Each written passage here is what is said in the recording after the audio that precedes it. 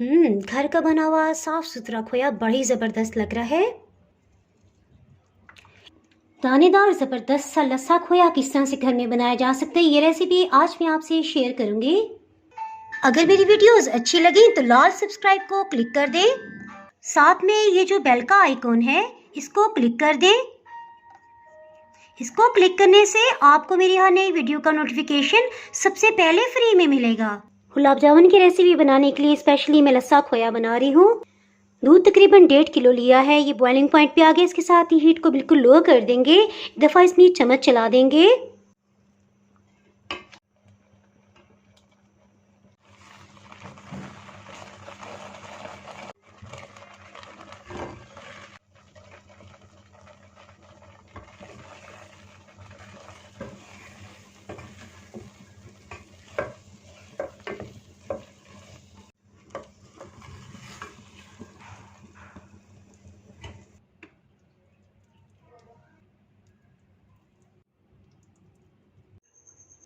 घर में लस्सा खोया तैयार कर लिया है। इसे रात भर के लिए फ्रिज में रहने दिया था।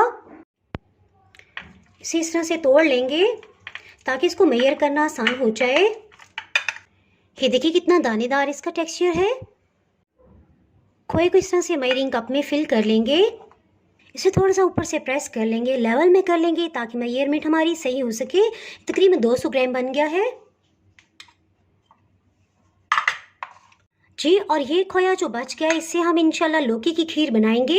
बनाने के बाद इंशाल्लाह गुलाब जामुन और लौकी की खीर का डिस्क्रिप्शन में मैं लिंक दे दूंगी, आप वहाँ से देख सकते हैं। खोए को प्लेटर में डाल देंगे। इससे आप कोई भी खीर बनाएं, मिठाइयाँ बनाएं, बेहतरीन बनेंगी। इसके साथ ही जनाब, अगर आपने मेरा चैनल अभी तक सब्सक्राइब नहीं किया तो फटाफट से सब्सक्राइब कर दें। बेल आइकन प्रेस करना बहुत ही ज़रूरी है क्योंकि इसके बाहर मेरी नई अपलोड होने वाली वीडियो का नोटिफिकेशन आपको नहीं मिल पाएगा।